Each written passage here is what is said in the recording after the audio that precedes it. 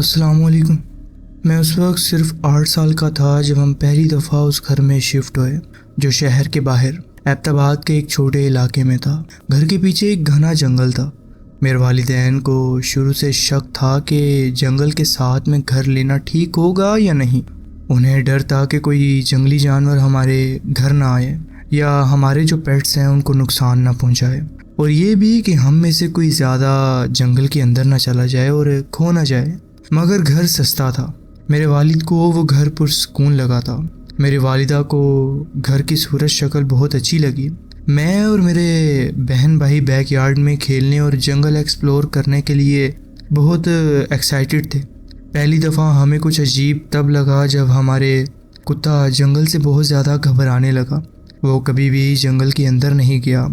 اگر ان کی کوئی چیز جیسے ان کا کوئی کھلونا وغیرہ درختوں سے آگے چلا جاتا تھا جو کہ جنگل کی حدود میں ہوتا تھا تو وہ وہاں جا کر اسے واپس لے کر نہیں آتے تھے۔ اگر ہم میں سے کوئی اندر چلا جاتا تو وہ بے چین ہو کر ادھر ادھر گھومتے رہتے جب تک ہم واپس نہ آ جاتے۔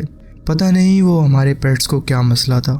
کبھی کبھی ہمیں لگتا کہ وہ جنگل کے کسی حصے کو دیکھ رہے ہیں اور بے چین ہیں۔ کبھی گھراتے کبھی بھونکتے تھے، لیکن ہمیں وہاں کبھی کچھ نظر نہیں آتا۔ ایک دفعہ میرے بھائی نے کتے کو ہاتھ میں اٹھا کر جنگل میں لے جانے کی کوشش کی، اس کا ڈر شاید ختم کرنے کے لیے کہ یہاں کچھ خوفناک نہیں ہے، لیکن کتا اس کے ہاتھ سے چھوٹ گیا اور سیدھا گھر کی طرف بھاگ آیا۔ اگر ہم شام کو بیک یارڈ میں ہوتے جب اندھیرا ہونے لگتا تو جنگل سے عجیب عجیب آوازیں آنے لگتی تھیں، جیسے کوئی لکڑی توڑ رہا ہو یا شاخیں ہٹائی جا رہی ہوں۔ اگر ہم آواز لگاتے تو کوئی جواب نہیں آتا، لیکن ٹورچ کی لائٹ گھماتے وقت کبھی کبھی ایک جھلک ملتی، بس ایک لمحے کے لیے، جیسے کوئی آدمی اندھیرے میں چل رہا ہو۔ اس کے بعد ہمارے والدین نے جنگل میں جانے پر سخت پابندی لگا دی، خاص کر رات کو۔ دن کے وقت بھی ہمیں گھر کی نظر سے دور جانے کی اجازت نہیں تھی۔ میری بہن کے کمرے کی کھڑکی سے بیک یارڈ اور اس کے آگے جنگل دکھائی دیتا تھا۔ اس نے ایک رات دیکھا کہ ایک سایہ بیک یارڈ کے بالکل کنارے پہ کھڑا ہوا ہے۔ اس کا کہنا تھا کہ اس میں کچھ عجیب تھا، جیسے وہ زمین پر ٹھیک سے کھڑا نہ ہو اور آدمی سے زیادہ لمبا ہو۔ تھوڑا الجھن بھرا لگ رہا تھا وہ سایہ جیسے۔ اس کا یقین تھا کہ وہ سیدھا اس کی طرف دیکھ رہا تھا۔ اس نے والد کو پکارا کہ کوئی آدمی بیک یارڈ میں اس کی طرف گھور رہا ہے۔ والد بھاگ کر باہر گئے اور جب ٹورچ کی لائٹ جلا کر وہاں دیکھا تو وہاں کوئی نہیں تھا، تو وہ بس غائب ہو گیا جیسے۔ رات کے وقت پچھلے دروازے پر دستک سنائی دیتی تھی ہمیں، لیکن کوئی ہوتا نہیں تھا وہاں پر۔ والدین سمجھاتے کہ محلے کے لڑکے مذاق کر رہے ہیں شاید، اس لیے وہ دروازہ کھٹکا کر بھاگتے ہیں۔ ایک رات بہت تیز بارش ہو رہی تھی، دستک بہت زور سے ہوئی تھی اس وقت۔ والدہ نے کچھ کہا کہ شاید کوئی بارش سے بچنے کے لیے کھڑا ہو، کوئی مدد چاہتا ہو شاید۔ دروازہ کھولا تو کوئی نہیں تھا وہاں پر، اور بارش کے باوجود کوئی گیلے پاؤں کی نشانات بھی نہیں تھے وہاں پر۔ یہ دستک کبھی کبھی مہینے بھر رک جاتی تھی، پھر اچانک دوبارہ شروع ہو جاتی تھی۔ پھر اچانک والدہ نے سیکیورٹی کیمرہ لگوا لیے۔ دروازے پر کبھی کوئی نہیں دکھا، لیکن کیمرے نے ایک اور عجیب چیز ریکارڈ کی۔ 3 سال گزرتے ہی میرے بھائی رات کو نیند میں چلنے لگے۔ ہر دفعہ وہ پچھلے دروازے سے نکل کر جنگل کی طرف جاتا۔ والدہ، جیسے آپ کو پتہ ہے کہ ماں کی نیند تو ویسے بھی کچی ہوتی ہے، دروازہ کھلتے ہی بھاگ کر اسے روک لیتی تھی۔ 4-5 بار ایسا ہونے کے بعد بھائی نے کہا کہ کیمرے کی ریکارڈنگ دیکھے کہ کیا کرتا ہوں میں اس وقت۔ ریکارڈنگ میں دکھا کہ وہ برآمدے پر رک کر جیسے کسی کی بات سن رہا ہو، پھر سر ہلا کر دھیرے دھیرے جنگل کی طرف چلنے لگتا، جیسے کوئی اسے کھینچ رہا ہو۔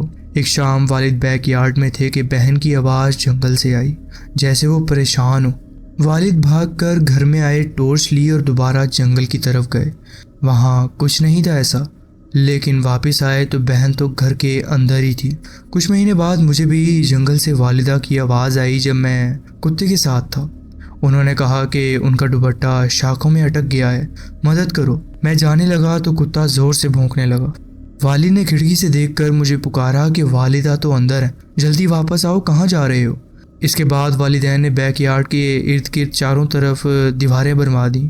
دیواریں بننے کے بعد سے لے کر ہمارے چھوڑنے تک حالات اور خراب ہو گئے۔ دروازے پر دستک، کھڑکیوں پر تھپ تھپ، جیسے کوئی چکر لگا رہا ہو اس گھر کے ارد گرد۔ دیواروں کے باہر سے خرونچوں اور گھسیٹنے کی آوازیں آنے لگیں۔ بھائی کے نائٹ ٹیررز بڑھ گئے۔ ایک رات جب سب سو رہے تھے تو بھائی سیدھا بیک یارڈ کی طرف گیا اور وہ دیوار پہ زور زور سے مارنے لگا، جیسے اس نے جنگل کی طرف جانا تھا۔ آخری صبح جب ہم وہاں تھے، ہماری آخری صبح اس گھر میں، پچھلے دروازہ کھلا ہوا تھا۔ کیمرے نے ریکارڈ کیا کہ وہ اپنے آپ دھیرے دھیرے کھل رہا ہے۔ اس گھر سے نکلنے کے بعد بھائی کے نائٹ ٹیررز اور نیند میں چلنا کم ہو گیا، لیکن اسے اب بھی رات کو خوفناک سپنے آتے تھے اور بہت زیادہ گھبراہٹ رہتی تھی۔ کچھ دن پہلے اس نے کال کر کے پوچھا کہ کیا تمہیں لگتا ہے کہ آخری رات جب دروازہ کھلا تو جو بھی تھا وہ اندر آ گیا تھا۔ اس نے مذاق بنانے کی کوشش کی، لیکن مجھے پتا ہے کہ وہ دل سے پریشان ہے۔ میں بھی اب تک اندھیری جنگلوں کے پاس جانے سے گھبرانے لگا ہوں۔ مجھے نہیں پتا کہ وہاں کیا تھا، لیکن مجھے لگتا ہے کہ اگر اسے موقع ملتا تو وہ ہمیں نقصان پہنچا سکتا تھا۔ یہ تھا میرا ایک واقعہ جو میں آپ کے ساتھ شیئر کرنا چاہتا تھا۔ جی بہت بہت شکریہ، آپ نے اپنی کہانی ہمارے ساتھ شیئر کی۔ بڑھتے ہیں اپنی نیکسٹ سٹوری کی طرف۔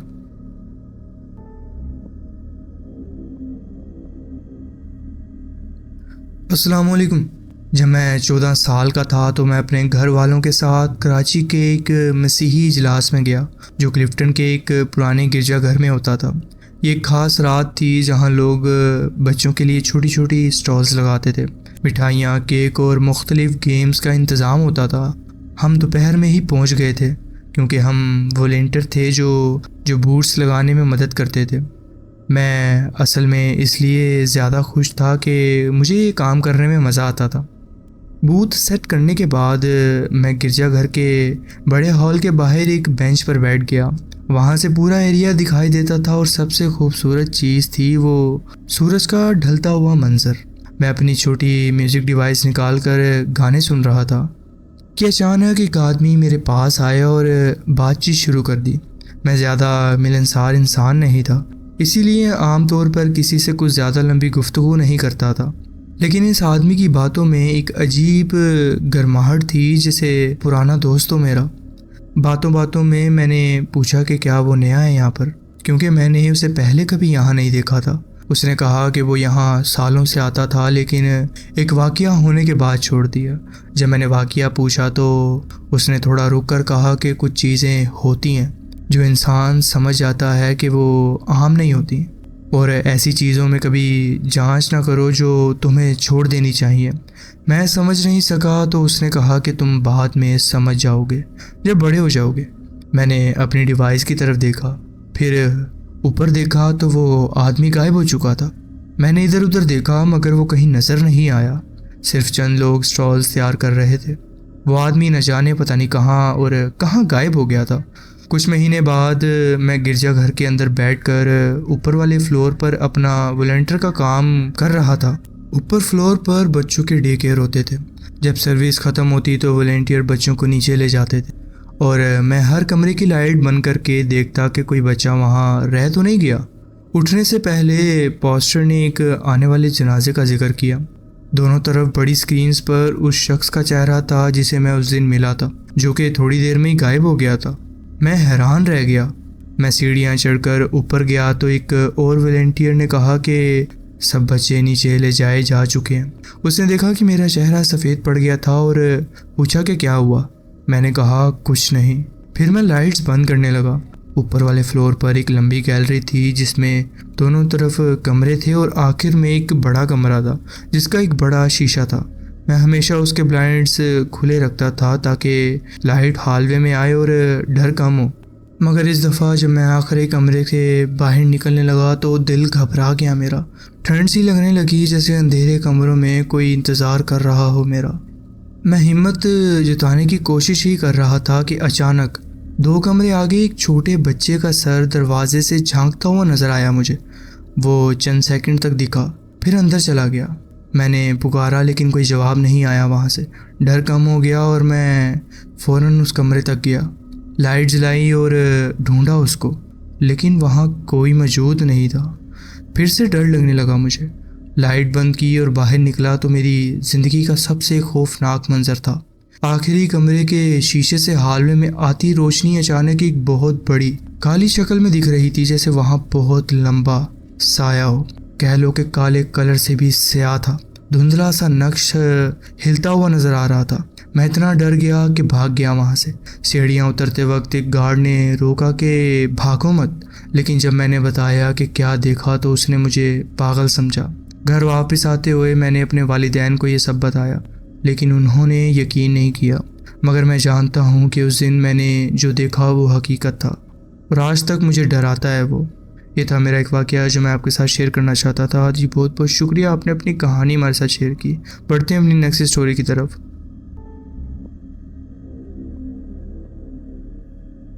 السلام علیکم۔ میری پیرانورمل کہانیوں کی ایک لمبی لسٹ ہے، جن میں سے کچھ نے مجھے اتنا ڈرا دیا کہ آج تک ان کا اثر نہیں جاتا میرے سے۔ میں اب 27 سال کا ہوں اور لاہور میں رہتا ہوں، اور یہیں سب کچھ ہوا ہے میرے ساتھ۔ میرا پہلا پیرانورمل ایکسپیرینس اس وقت ہے جب میں صرف 6 سے 7 سال کا تھا، لگ بھگ 1996 یا 1997 کے آس پاس۔ مجھے رات کو ڈراؤنے خواب آنے لگے۔ میں سپنے میں کالے سائے جیسے کتوں کو دیکھتا تھا، اور سپنے میں میرے ایک پڑوسی کا کتا جو چھوٹا سا تھا میرے کمرے کی کھڑکی توڑ کر اندر آتا اور مجھے بچا لیتا۔ وقت گزرتا گیا، اور جب میں تھوڑا بڑا ہوا تو میں اپنے سپنے سے اٹھ کر اصل میں اس سائے کو دیکھتا کہ یہ میرے پاس ہے۔ پہلے مجھے لگا کہ یہ ہمارا کتا ہے کیونکہ وہ بھی چھوٹا تھا، لیکن یہ وہ نہیں تھا۔ یہ سلسلہ مہینوں تک چلتا رہا، اور میں چلاتا ہوا اپنی ماں کو بھی بلاتا۔ ماں پریشان ہو گئی تھی اور مجھے نیند کی کمی ہونے لگی تھی، تو مجھے لاہور کے ایک ڈاکٹر کے پاس لے جایا گیا، لیکن ٹیسٹوں میں کچھ نہیں نکلا۔ پھر بھی یہ ہوتا رہا اور مجھے گہری بے چینی کا روگ لگ گیا جو آج تک ہے۔ میں نے کبھی اپنی ماں کے سوا کسی کو نہیں بتایا، کیونکہ چھوٹی عمر میں میں ہی سمجھ گیا تھا کہ لوگ مجھے پاگل کہیں گے۔ پھر ہم نے اسی ایریا میں گلی کے سامنے والے گھر میں شفٹ کیا، اور میرے دوست کا خاندان وہاں آیا، جو کہ میرے دوست کا خاندان تھا۔ اب وہ ہمارے پرانے گھر میں رہتا تھا۔ تو کچھ سال بعد میرے دوست نے مجھے وہی بتایا جو میرے ساتھ ہوتا تھا۔ اس گھر میں کچھ ایسا تھا۔ کیونکہ اب یہ میرے ساتھ زیادہ نہیں ہو رہا تھا، اب اس کے ساتھ ہو رہا تھا۔ وہ میرے ساتھ کچن میں کھڑا تھا جب ہم نے چیزیں زمین پر گرتے ہوئے سنا۔ میں نے ہمیشہ ایسی چیزوں کے لیے بہت سینسیٹیو رہا ہوں، اور کبھی کبھی یہ بہت انٹینس ہو جاتا ہے۔ آخری مرتبہ جو میرے ساتھ اس کے گھر میں ہوا وہ 2013 میں تھا۔ میں اس کے والد کے کام میں ان کا ہاتھ بٹا رہا تھا۔ وہ کسی کام کے لیے باہر جا رہے تھے اور میں ان کے لیے پیکنگ کر رہا تھا۔ جب میں ان کے بھائی کے کمرے میں کوئی چیز لینے گیا تو پیچھے الماری خود بخود کھل گئی اور اس میں سے کپڑے نیچے گرنے لگے۔ میں گھبرا گیا اور کانپتا ہوا باہر آیا۔ میرا پورا جسم کانپ رہا تھا۔ میں فوراً گھر سے نکل گیا اور اپنے گھر بھاگ گیا۔ ماں سے بات کرنے کے بعد ہمت کی اور واپس گیا۔ میں نے زور زور سے دعائیں پڑھ کر اسے کمرے میں پھونکی، اور جیسے کہ اسے میں نے باہر نکالا ہو جو بھی تھا اس کمرے میں۔ وہ کمرے سے تو نکل گیا لیکن گھر سے نہیں۔ میں نے اسی گھر میں ہال وے میں چلنے کی آوازیں سنی، جبکہ اس گھر میں کوئی پیٹ نہیں تھا ان کا۔ میں نے پورے گھر میں دعائیں پڑھیں اور تاکہ اس سے محفوظ رہوں اور یہ چیز یہاں سے چلی جائے۔ اس کے بعد اس کے والدین جب شہر سے باہر چلے گئے تھے، میرا دوست جو کہ اب اس گھر میں اکیلا تھا، تو میں اس کے ساتھ اسی گھر میں اسٹے کر رہا تھا۔ اسی رات مجھے ادھر سوتے ہوئے دوبارہ ڈراؤنے خواب آنے لگے۔ کبھی کبھی میں آنسوؤں میں اٹھتا، ایک 24 سال کا لڑکا ہونے کے باوجود۔ میں اتنا بے چین ہو گیا تھا کہ سوتے ہوئے میں نے اپنے آپ کو نقصان پہنچا لیا تھا۔ نہ جانے اس سپنے میں کیا کیا دیکھ رہا تھا میں۔ مجھے پتہ ہے کہ میں ایسے واقعات سے بچ نہیں سکتا، لیکن کوشش کرتا ہوں کہ گھبراؤں نہیں۔ اپنی زندگی کے 49 سال میں بہت پیرانورمل ایکسپیرینس ہوئے ہیں مجھے۔ میرے والدین کی وفات کے تیسرے دن ہم نے ان کے کمرے سے عجیب گونجنے والی آوازیں سنی ہیں۔ میں نے گھر میں ایک کالا بلا دیکھا ہے جو مجھے نظر آتا ہے، جو شاید مجھے دیکھ رہا ہوتا ہے آتے جاتے، لیکن جب دوبارہ ادھر غور کر کے دیکھتا تو ادھر کوئی نہیں ہوتا۔ میری آخری کہانی میرے سالے کی ہے جو کچھ سال پہلے گزر گیا۔ تو گاڑیوں کے ریڈیو کا چینل خود بخود چینج ہونے لگا، والیوم اوپر نیچے ہونے لگا، اور پھر ایک ایسا گانا چلا جو وہ زیادہ تر سنا کرتا تھا، میرا سالہ۔ کچھ دن بعد جو کہ میری بیٹی میری بات نہیں سن رہی تھی، میں نے نہ جانے انجانے میں ہی لوگ جیسے بول دیتے ہیں ویسے بول دیا کہ بابا اس کو پکڑ لے، اس کو لے جا۔ کچھ دن بعد میری بیٹی کا رویہ بدل گیا۔ جب میں نے اس سے پوچھا تو اس نے کہا کہ رات کو جب وہ سوتی ہے کوئی اسے اٹھا کر بستر سے نیچے زمین پر لٹا دیتا ہے، اور جب وہ اپنی آنکھیں کھولتی ہے تو محسوس ہوتا ہے جیسے کوئی اسے فرش پر گھسیٹ رہا ہو، اور اس کا چہرہ بستر کے فرش پر لگے ریشوں سے رگڑ کھاتا ہو جب تک کہ وہ ایک جگہ رک نہ گئی ہو۔ جب اس نے ہمت کر کے دوبارہ آنکھیں کھولیں تو اپنے آپ کو ہمارے گھر کے ہالوے کے بیچ میں پایا۔ اب وہ صرف بستر سے اٹھ کر نیچے زمین پر نہیں بلکہ ہالوے تک آ گئی تھی۔ وہ فوراً اٹھ کر اپنے کمرے میں بھاگی اور چادر سے اپنا چہرہ ڈھک لیا۔ میں نے اسے مجبوراً وہ بات بتا دی کہ میں نے اس رات جو کہی تھی اور وعدہ کیا کہ کبھی دوبارہ نہیں کہوں گا۔ میں نے اسے کہا کہ ہمارے اپنوں کو سکون سے آرام کرنے دینا چاہیے۔ مجھے اندازہ ہو گیا تھا کہ ہمیں ایسا نہیں کہنا چاہیے، کیونکہ کبھی کبھی نہ چاہتے ہوئے روحانی اثر اس سے گزر کر ہماری زندگی میں اور بے چینی پیدا کر دیتا ہے۔ یہ واقعہ ہمارے تعلقات پر اچھے اور برے دونوں اثرات لے کر آیا۔ وہ اب بھی روحانی اثر کو ماننے سے انکار کرتی ہے اور یہ واقعہ بھلا دینا چاہتی ہے۔ یہ تھا میرا واقعہ جو میں آپ کے ساتھ شیئر کرنا چاہتا تھا۔ بہت بہت شکریہ، آپ نے اپنی کہانی ہمارے ساتھ شیئر کی۔ بڑھتے ہیں اپنی نیکسٹ سٹوری کی طرف۔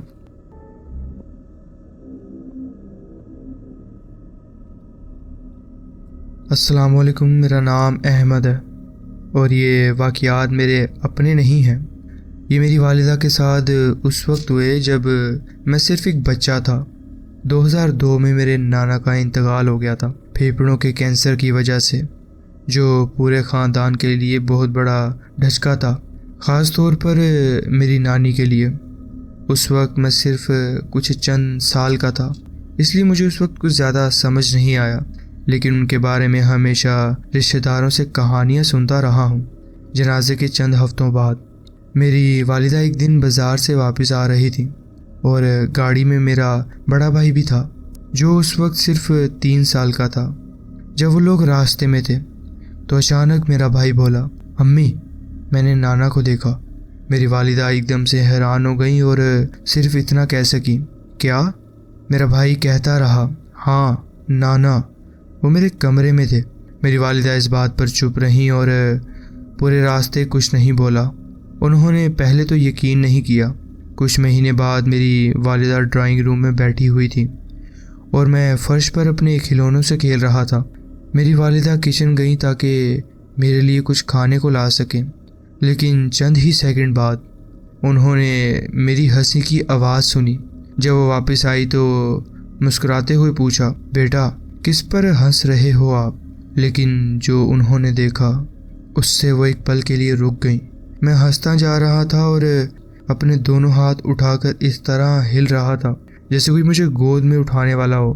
میری آنکھیں اوپر کسی کو دیکھ رہی تھیں، جیسے کمرے میں کوئی اور بھی ہو۔ میری والدہ نے فوراً مجھے اٹھایا اور مجھے کچن میں لے گئیں۔ 1 سال بعد میری نانی کچھ دن کے لیے ہمارے گھر رہیں۔ ایک دن بیٹھے بیٹھے جب میرے نانا کا ذکر آیا تو وہ رونا شروع ہو گئیں۔ ان کے لیے ابھی تک یہ سب قبول کرنا مشکل تھا۔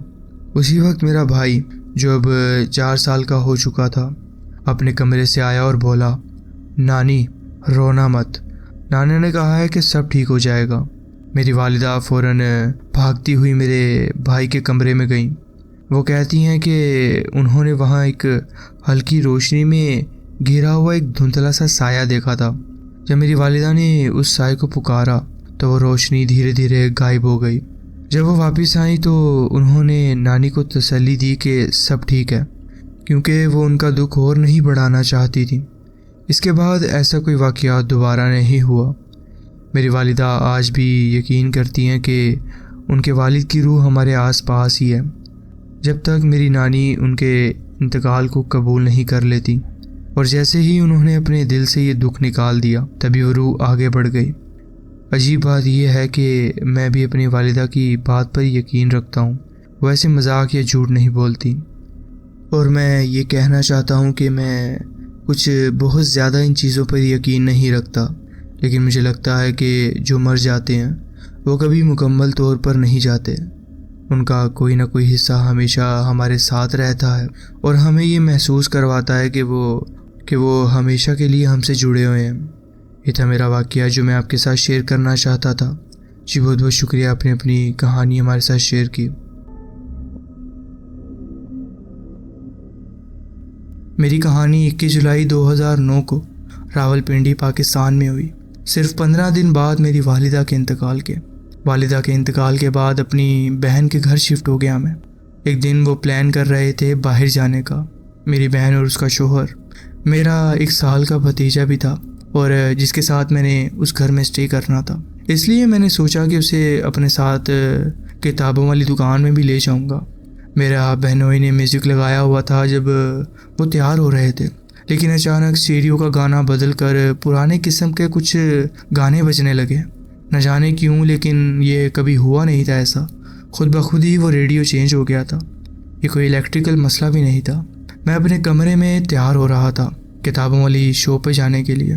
بہن نے اب تک مجھے نہیں بتایا تھا کہ وہ چلے گئے ہیں یا نہیں، تو مجھے لگا کہ وہ ابھی گھر پر ہی ہیں۔ میں نے ان کے کمرے کا دروازہ نوک کیا تو مجھے اندر سے بہت صاف آواز آئی، بس 1 منٹ۔ میں وہاں انتظار کرتا رہا، پھر دوبارہ نوک کیا تو کوئی جواب نہیں آیا۔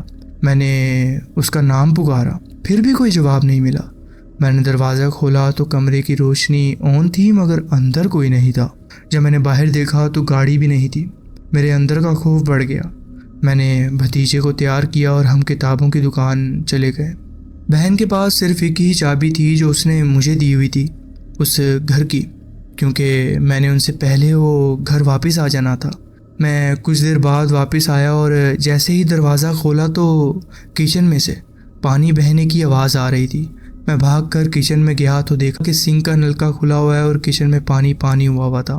یہ نلکا حالانکہ میں نے کھلا نہیں چھوڑا تھا، اور نہ ہی میری بہن میرے پیچھے اس گھر میں دوبارہ آئی ہوگی، کیونکہ چابی ہی ایک تھی۔ اس رات بہن اور بہنوئی تھوڑا لیٹ آئے تو میں نے اکیلا گھر پر بچوں کے ساتھ رہنے کا فیصلہ کیا۔ میں نے ڈرائنگ روم میں اپنا سیٹ اپ بنایا پورا اور فلم دیکھنے کا سوچا، لیکن اس سے پہلے میں نے چاروں بچوں کو کہا کہ اپنا اپنا کمرہ صاف کر لو جو انہوں نے گند پھیلایا ہوا ہے۔ لیکن میری 3 سال کی بھانجی نے اس سے صاف انکار کر دیا اور کہا کہ اس کے کمرے میں عجیب سی آوازیں آ رہی ہیں، اس کی الماری خود بخود کھل رہی ہے۔